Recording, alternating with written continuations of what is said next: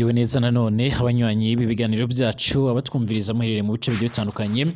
mwese turabahaye ikaze by'umwihariko aho tugiye kurabira hamwe amakuru akomeye cyane akomeje kugenda aravugwa muri uno mwanya. Turabahaye ikaze ngaha kuri ino mboneshakure yacu ari nayo yanyu ya Burundi News TV,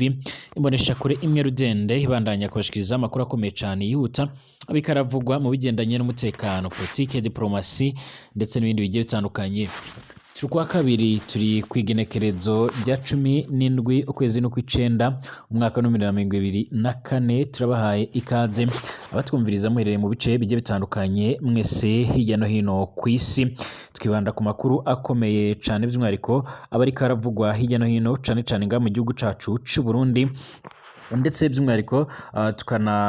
tukanavuga ku makuru akomeye kugenda by'umwihariko aravugwa mu bigendanye nanga mu karere k'ibiyaga binini ndetse no hirya no hino ku isi muri rusange. Reka by'umwihariko nkugezeho ingingo nkuru turaza kugenda twibandaho muri kino kiganiro cacu. Turahera ngaha mu gihugu cacu c'u Burundi mu nyuma yuko byavuzwe ko habaherutse kuba inama ikomeye cyane yaje kugenda irahuza bamwe mu bahuze baragwana muri CNDD-FDD, ikaba yaraje kugenda irabera iyo mu rugo kwa nyiricubahiro Evaiso Ndayishimiye. By'umwihariko bivuga ko harimo harategura urugamba rukomeye cyane, urugamba rwo kongera kujya kurwana muri Repubulika Iharanira Intwaro Rusange ya Kongo. Bivuga ko rero by'umwihariko haba hamaze kugenda haratangwa itegeko rikomeye cyane mu nyuma y'uko hari bamwe mu basirikare bakomeye cyane bamaze igihe baratozwa nga muri Repubulika Iharanira Intwaro Rusange ya Kongo, namwe mu bacancuro bakaba baje gutoza igisirikare c'u Burundi ndetse n'imbonerakure muri rusange kugira ngo babashe kuba bogwiza ubushobozi ndetse by'umwihariko n'imyitozo ikomeye cyane kugira ngo bazashe kwinjira mu rugamba rukomakomeye cyane. Birasa naho hoba harimo harategurwa ibihe bidasanzwe, ariko kandi abandi bakavuga ko ari imyiteguro y'amatora nga mu gihugu c'u Burundi, mu gihe nyiricubahiro Evaiso Ndayishimiye yakomeje kugenda arahura n'abamugwanya benshi, ariko kandi bamwe bakanavuga yuko atakintu na gito yari kugenda arakora. By'umwihariko bikaba bivuga ko yaba agiye gutangura kwitegura indwano, mu gihe avuze neza ko hari bamwe baba bitegura kumugabaho ibitero mu buryo bukomakomeye cyane. Biravuga ko kandi haba harimo kunegosiya ndetse no kwiga ku mugambi wo kurekura General Aregume Bunyoni umaze igihe afunzwe guhera mu mwaka wa 2023, aho yagirizwa ibyaha bigiye bitandukanye birimo gutembagataza cyangwa se guhirika ubutegetsi bwa nyiricubahiro Evaiso Ndayishimiye, ndetse by'umwihariko akaba yagirizwa n'ibindi byaha bigiye bitandukanye. Hari amakuru menshi turaza kugenda twibandaho ngaha mu gihugu cacu c'u Burundi. Kwigenekerezo rya 14 nibwo ngaha mu gihugu cacu c'u Burundi rero hatanguye ibikorwa byo gusubira ku mashuri ku banyeshuri bamwe na bamwe, mu gihe bamwe rero bakiri mu ngo zabo, abandi bakaba babuze uburyo boshika ku mashuri bitewe n'ibikorwa byo kuyunguruza abantu bitariko birakorwa neza ngaha mu gihugu c'u Burundi, cyane cyane biraturuka kwibura ry'igitoro ndetse n'izamuka ry'ibiciro. Ubu hakomeje kugenda hagaragara izindi ntambamyi zikomakomeye cyane zikomeje kugenda by'umwihariko ziribonekeza nga mu gihugu c'u Burundi, nk'uko bikomeje kugenda bigaragara, nk'uko bikomeje kugenda biratangazwa. Turaza kandi tworabera hamwe andi makuru akomeza kugenda aradusumira, akomeza kugenda aravugwa cane cane nga mu karere k'ibiyaga binini. FARDC irigamba kwambura M23 rero ibiturage ndetse n'imijyi myinshi cyane, kuko bikomeje kugenda biragaragara. Ni mu gihe intambara ikomeje kugenda irafata indi ntera, ndetse binavuga ko igihugu c'u Burundi coba caramaze kongeramo ayandi maraso masha y'abasoda, ariko kandi bagasaba Repubulika Iharanira Intwaro Rusange ya Kongo kwemera ikava ku mugambi yari imaze kugenda yemerera mu biganiro bimaze iminsi birabera i Rwanda mu gihugu ca Angola wo gusenya umuhari wa FDLR. Bivuga ko rero by'umwihariko hoba hari gutanguzwa ayandi maoperasiyo menshi ndetse ari gutegurwa n'abasoda mu rwego rwo kugira ngo by'umwihariko muri kino gihugu babashe kuba babasha gutsinda urugamba, kandi bivugwa ko gahunda bihaye ndetse n'intego bihaye by'umwihariko ziriko zirakora akazi, ndetse bakagaragaza neza ko zishobora kuba zotanga umusaruro ku buryo bukomeye cyane. Mu gihe kandi muri Israeli abanyagihugu bamaze iminsi bari mu myerekano bamagana ibikorwa bigiye bitandukanye, ndetse bakaba barimo baranasaba yuko by'umwihariko ngaha muri kino gihugu ibigendanye by'umwihariko cane ibigendanye by'umwihariko no kumvikana na Hamas bya kwihutishwa cyangwa se bigabwa izindi mbaraga kugira ngo abashimuswe na Hamas bashe kuba borekurwa. Buno naho Gaza ibitero bya Israeli byahitanye nibura abantu bashika muri 16, ariko kandi imbere mu gihugu ca Israel naho hakomeje kugenda haragabwa ibitero bikomakomeye cyane, ibitero nabyo bishobora guhindura ibintu ndetse bikaba byatuma iki gihugu gishobora kongera kujya mu icuraburindi nubwo gifatwa nka kimwe mu bihugu bikomakomeye cyane ngaha ku isi muri rusange. Ndabaha ikaze mwese rero abanywanyi b'ibiganiro byacu, abatwumviriza muherereye mu bice bigiye bitandukanye, turabahaye ikaze by'umwihariko muri ano makuru agezwe muri uno mwanya, aho twibanda ku nkuru zikomeye cyane ziba ziriko ziragenda ziragarukaho cyane mu bigendanye n'umutekano, politike, diplomasi ndetse n'ibindi bigiye bitandukanye. Batwumviriza bari ngaha mu gihugu cacu cy'u Burundi mu bice bigiye bitandukanye, mu ntara zigiye zitandukanye, turabahaye ikaze mwese. Ababandanya kutwumviriza baherereye hirya no hino ku isi ngaha ku mugabane wa Afurika, ku mugabane w'Uburaya, Aziya, Australia, Amerika ndetse n'ahandi hose, turabifuriza amahoro y'Imana cyane, tunabifuriza kumererwa neza cyane. Turabifuriza kandi by'umwihariko amahoro y'Imana ku bashitse hano kuri ino mbonesha kure yacu aribwo bwa mbere. Reka tubasabe mu byandiko ahanditse sabone kugira ngo muce murabana natwe gatanu kuri gatanu, muce murabana natwe mu makuru n'ibiganiro tubandanya kubashikiriza. Amakuru yacu rero reka tuyatangurire ngaha mu gihugu cacu c'u Burundi, aho hakomeje kugenda haravugwa amakuru yihuta cyane. Mu gihe by'umwihariko hamaze iminsi haragaragara ndetse harinobonekeza ibibazo by'inama zikomakomeye cyane, hakomeje kugenda hemezwa ko inama iherutse guhuza abasirikare ndetse n'abahoze barongoye igisoda ndetse no mu zindi nzego zigiye zitandukanye ngaha mu gihugu cacu c'u Burundi, bakaba baherutse guhurira by'umwihariko ku rugo rwa Nyiricubahiro Evariste Ndayishimiye, bakaba barakoze inama ikomeye cyane. Ni inama yaje kugenda igaragaza ko hafatiwemo imyanzuro ikomakomeye cyane, ariko kandi icy'ingenzi harimo gutegura urugamba ndetse no gusinya ndetse no kumvikana kuri bamwe mu basoda bagomba kuva muri Kongo, bamaze igihe baratozwa n'abacanshuro bagomba kwinjira ngaha mu gihugu cacu c'u Burundi bakaza gutoza abasoda, ariko kandi akiyongeraho na gahunda yo kugerageza gufungura ndetse no kurabira hamwe uburyo bafungura General Guillaume Bunyoni, nk'uko amakuru akomeza kugenda aradusumira. Amakuru y'ibanze rero nuko hari bamwe mu basoda bashika mu 8 bo muri FARDC byemejwe ko bagomba kuza gutoza abasirikare ba Republika ba hano mu gihugu cacu c'u Burundi kugira ngo bazarungikwe muri Republika Iharanira Rusange ya Kongo, by'umwihariko bafise by'umwihariko imyimenyerezo ikomeye cyane mu bigendanye n'imigwanire, mu nyuma y'uko hamaze kugenda hibonekeza by'umwihariko ibibazo by'uko abasoda benshi bavuye mu gihugu c'u Burundi bageze muri Kongo, by'umwihariko ata buryo bw'imigwanire bazi bugezweho muri rusange, byatumye abatari bakeya bakomeza kugenda barahatikirira. Ni mu gihe kandi andi makuru avuga ko by'umwihariko iyi gahunda yaraberaga hamwe rero uburyo by'umwihariko bwo gushaka amahoro n'ituze cyane cyane muri bino bikorwa ndetse n'ibihe igihugu c'u Burundi cyo bakigiye kwinjiramo by'amatora. Mu gihe General Neva rero yaba yarakiye amakuru akomeye cyane ava mu butasi, yerekana ndetse akanagaragaza neza yuko igihugu kiwe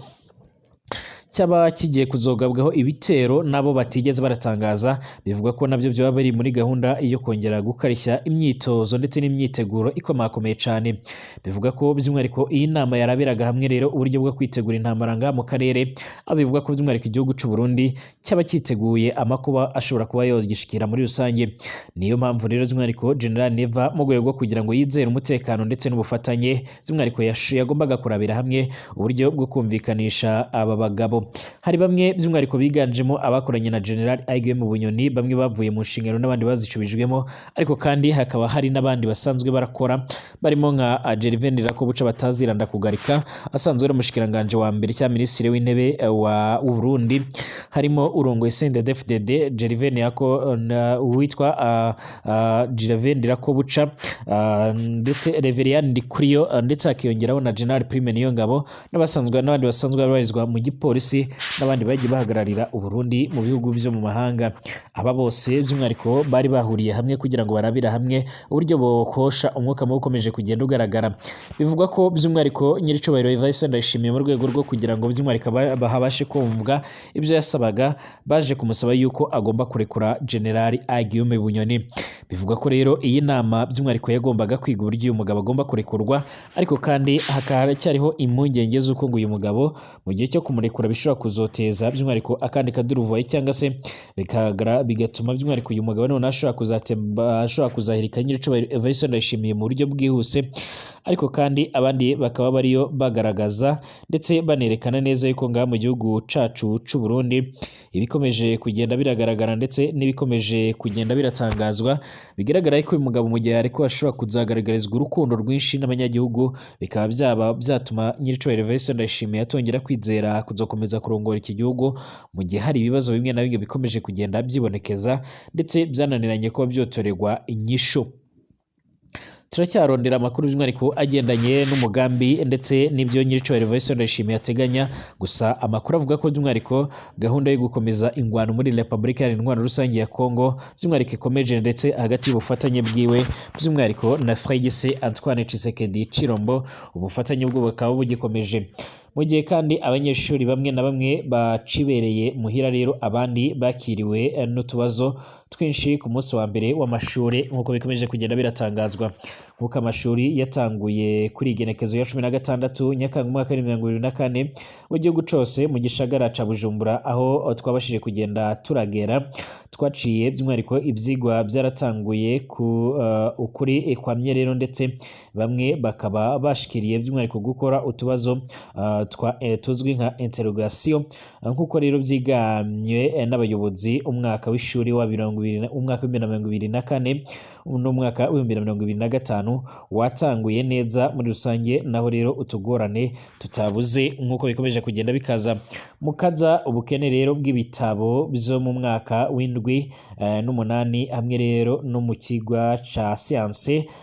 et technologies mu mwaka w'icenda. Abigisha bagiye mu zabukuru ndetse by'umwihariko n'abahinduriwe amabanga, izo ni zimwe rero mu ngorane zashikirijwe na Nkengurutse Liyetona umuyobozi w'ishuri rya Lycée du Lac Tanganyika ya kabiri kuri igenekezo ya 16 Nyakanga umwaka wa 2024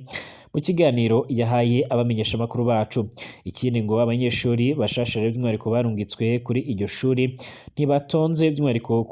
ku rugero rwiza cane mu gisata c'indimi, ho rero ata n'intonde zirashika by'umwihariko z'abarungitswe kwiga muri iyo shuri, ariko kandi abasangwa bari batonze ndetse by'umwihariko n'abigishwa bakaba bariko barigisha. Amakuru avuga ko by'umwihariko bitewe n'ibura ry'ibitoro ngaha mu gihugu c'u Burundi bikaba byarazamuye iduga ry'ibiciro mu bigendanye no kuyunguruza abantu, byatumye bamwe mu bavyeyi bafata icemezo cyo guhindura abana babo amashuri kugira ngo babashe kwiga ahabegereye, aho kugira ngo bakomeje kugenda baragorwa n'ibikorwa bigendanye no kwiyunguruza. Uwo muyobozi kandi yahamagariye abanyeshuri gutonda kuko rero amashuri yatanguye, kandi ngo by'umwihariko usibye gatatu kuri iryo shuri baca bagusubiriza by'umwihariko na rirya hakene by'umwihariko na benshi, ngo nk'uko rero by'umwihariko ubushikiranganji buri ku kivi rero ubwo baronsa abigisha abashasha by'umwihariko mu gihe nk'uko rero ubu ngubu baca bikora kubakutsa kivi, eka ndetse by'umwihariko ngo n'ibyo bikoresho mfashanyigisho bakaba bobironswa, ngo nayo rero ngo ni ababyeyi bohimiriza abana babo by'umwihariko kwiga ibyigwa bitaraba byinshi cyane, bakaba by'umwihariko bakabarinda ibyahora bidasamaza mu buruhuko, kandi by'umwihariko bakabitaho mu kuzinduka, mu kubazindura na rirya by'umwihariko kwiyunguruza ibisigaye bigoye cyane. Ngo abunguruza rero abantu nabo rero ngo bokorohereza abanyeshuri mu kwiyunguruza batarinze rero gutonda imirongo nk'uko biko biratangazwa. Naho muri Ntahangwa rero ku ishuri rya Karorero rya Ngagara mu banyeshuri bashika ku 460 bitezwe gushika kuri iryo shuri, abagera ku 340 bari bamaze gushika, ndetse ibyigwa bikaba byari byatanguwe, ngo ntabyo kurindira bibamwo rero, kuko ngo umwaka utanguye abanyeshuri bakwiye kumenya ko rero ari gutonda nk'uko rero bivugwa n'ubuyobozi w'ivyigwa Nzabampema Didase nk'uko biriko biratangazwa. Yamenyesheje ko rero umwaka w'ishuri bawiteguriye neza, ariko kandi ngo ubukene bw'imatera buracibonekeza ndetse n'abigisha badakwiriye. Mu bisanzwe rero kw'iri shuri ry'akarorero umunyeshuri wese yarakwiye kwirarana, ariko kandi kubera ata matera zikwiye baryama ari babiri ku matera imwe, aho rero by'umwihariko tugasaba ubushikiranganji ko bwo dufasha by'umwihariko kugira uburyo rero bukwiye buboneke, ndetse n'abigisha bashasha by'umwihariko bataraturonsa, kuko rero ubu ngubu tugira twikore by'umwihariko tubashe kuba twotanga inyigisho zikwiye. Yasezeye agira ati tuzobandanya gushiramwe rero ingufu kugira ngo tugumane ikibanza ca mbere, nk'uko rero byagenze mu mwaka uheze. Imbere mu banyeshuri 10 bahawe by'umwihariko ubushimwe, uyu munsi 5 by'umwihariko mu ba mbere n'abangaha iwacu. Ibyo bafatira by'umwihariko ku ntara. Ubushimwe 5 rero bwose bwataha angaha, nk'uko by'umwihariko abanyeshuri bashika muri 5 ba mbere mu gihugu cose muri ica kibanza ca leta c'uwikenda n'abiwacu, nk'uko bikomeje kugenda biratangazwa. Hari bamwe mu banyeshuri ndetse n'abavyeyi bagaragaza ko bakomeje kugenda barahura n'ibibazo bikomakomeye cane mu nyuma yuko ibigendanye no kuyunguruza abantu bikomeje kugenda birafata indi ntera. Gushika ubu ngubu rero amakuru yihuta adafise ivumbi na gatoya akomeza kugenda aradusumira, ndetse akagaragaza neza yuko hakomeje kugenda harasabwa bamwe mu bariko barayunguruza abantu yuko bakorwa ibishoboka byose kugira ngo ibikorwa byo kuyunguruza abantu by'umwihariko byorohereze abanyeshuri batanguye amashuri. Abanyeshuri bamwe na bamwe rero bivuga ko bo bakibereye mu ngo zabo, ariko kandi ibigo na bimwe bikaba bikomeza kugenda birasaba ndetse biranasaba abavyeyi kwihutisha gahunda zo kugira ngo abanyeshuri babashe kuba botangura ivyigwa nk'uko bikomeje kugenda biratangazwa. Twerekeze muri Repubulika Iharanira Intwaro Rusange ya Kongo. Haravuga umukotano w'ingwano ndetse n'intambara zikomeje kugenda ziravuza ubuhuha. Igisirikare ca Repubulika Iharanira Intwaro Rusange ya Kongo FARDC kibinyujije by'umwihariko ku muvugizi wacyo mu ntara Kivu y'Amajyaruguru Lieutenant Colonel Njigo Kayigo Jerome, ndetse tunifashishije amakuru twabonye ko y'amashusho ndetse n'amajwi byanyuze kuri televiziyo ndetse na radio by'igihugu ca Kongo bishyikirijwe bikaba byashikirijwe by'umwihariko n'umuvugizi w'icyo gisirikare Brigadier General Sylvain Kengembe Musa, by'umwihariko uhereye by'umwihariko kuri wa mbere igisirikare ca Kongo cigambye kwambura umuhari wa M23 ibiturage n'imijyi myinshi cyane muri Kivu y'Amajyaruguru. FARDC na M23 rero kuva mu cyumweru giheze abagwaniraga mu duce twa teritwari ya za Rucuro, Masisi, aho rero ziriya nyeshamba zirongowe na General Sultan Makenga zigenzura uduce tugiye dutandukanye. FARDC mu butumwa rero yaje kugenda iratangaza ndetse bwananyujijwe ku mbuga ngurukana bumenyi, yavuze ko iyo ngwano yasize yigaruriye tumwe rero muri utwo duce ndetse tw'ingenzi. Iti FARDC yashoboye kwigarurira inabohora ibiturage rero byinshi cyane ndetse n'imijyi y'ingenzi muri teritwari ya Rucuro ndetse no mu bice ndetse n'ibice biyegereye. Ati twahoze tugenzurwa na M23. Iyi ntsinzi ikomeye by'umwihariko ni igihamya cyo gushikama ku ntego twihaye by'umwihariko yo kugarura amahoro n'umutekano n'ubusugire mu burasirazuba bw'iki gihugu cacu ca Kongo. FARDC yunzemo ko kandi izakomeza kugwana kugira ngo yisubize ibice byose byafashwe n'umuhari wa M23 bakunze kugenda barita abanzi. Iyi ntabwo tuzatuza kugeza ubwo rero tuzaba twabohoye buri santimetero yafashwe n'inyeshamba, twanagaruye umutekano wose w'abanyagihugu. Kugeza ubu ngubu kandi M23 ntacyo iratangaza by'umwihariko ku byavuzwe n'ingabo za leta ya Kongo kuko bikomeje kugenda bigaragara. Icakora ni kenshi Kinshasa yakunze gutangaza ko ingabo zayo zigaruriye uduce M23 yagenzuraga, gusa bikarangira bigaragaye ko by'umwihariko yobeshaga canga ari morale bariko bariha. kuri ubu hari ubwoba bw'uko rero ingwano ikomeye cyane ishobora kongera kubura hagati y'impande zombi mu nyuma y'agahenge impande zombi zari zimaze igihe by'umwihariko zarumvikanyweho. M23 kandi iheruka guteguza FARDC ko rero impande zombi zishobora kwisanga mu ngwano iyeruye nyuma y'uko nyuma yo gushinza izi ngabo za leta kuba zimaze iminsi rero zigaba ibitero ku birindiro byabo ndetse no mu duce dusanzwe dutuwe n'abanyagihugu. Ibyo uyu muhari wa M23 wavuze ko udashobora gukomeza by'umwihariko kwihanganira, ukaba ukomeza kugenda ushimangira ko witeguye gukomeza gukora impinduka nk'uko bikomeje kugenda biratangazwa. Bivugwa ko yuko ku ruhande rw'ingabo z'abarundi bakomeje kugenda barakora iyo bwabaga ndetse bakaba bakomeje kugenda bakora ibishoboka byose kugira ngo by'umwihariko ibikorwa bigiye bitandukanye bikomeje kugenda biragaragara ndetse by'umwihariko ibikorwa bikomeje kugenda biratangazwa ngaha by'umwihariko muri kino gihugu bigendanye no gusenya umuhari wa FDL bibashe kuba byohagarara, bakaba harashyizweho izindi gahunda zigendanye no kurwana inkundura ndetse igisirikare cy'u Burundi kiba gikomeje kugenda kiratanga umusada ukomakomeye cyane mu kongera kugaba ibindi bitero bishasha. Bivuga ko rero baba biyemeje kongera kwigarurira ibice byose byamaze kugenda byigarurirwa n'abo bita abanzi. Amakuru aturuka muri Palestine aravuga ko kuri uyu wa mbere uheze ibitero by'indege bya Israel byahitanye abantu bashika kuri 16 barimo abagore 5 ndetse n'abana bashika muri 4. Igitero kimwe rero cyashenye inzu mu nkambi y'impunzi ya Nusayrat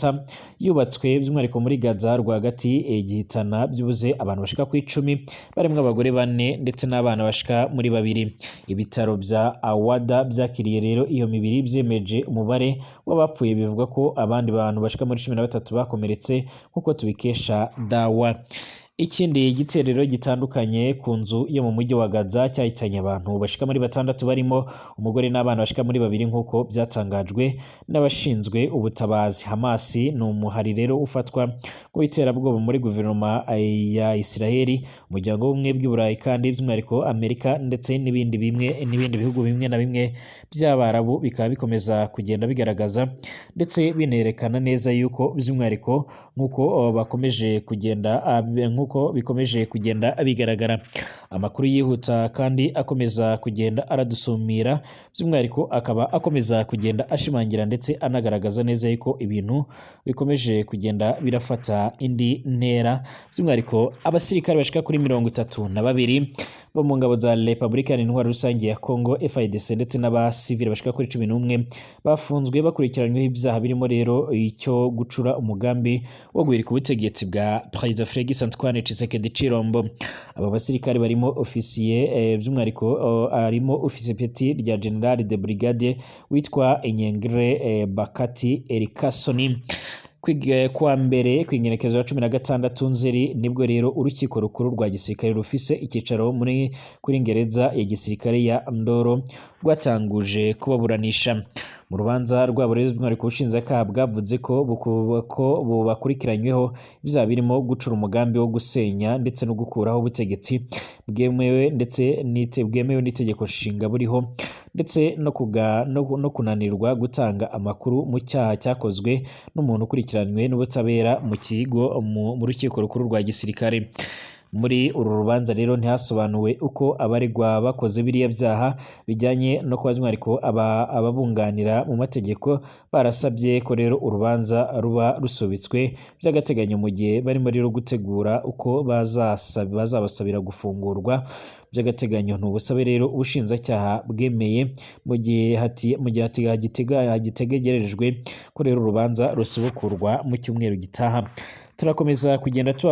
tubashakira amakuru akomeye cyane by'umwihariko akomeje kugenda by'umwihariko aravugwa kuri runo rubanza, mu gihe kandi ngaha muri kino gihugu ca Repubulika Iharanira Intwaro Rusange ya Congo hakomeje kugenda haribonekeza igihano kigendanye n'igihano cy'urupfu, ibyo akomeje kugenda byamaganirwa kure. Dusubire mu masaha ari imbere.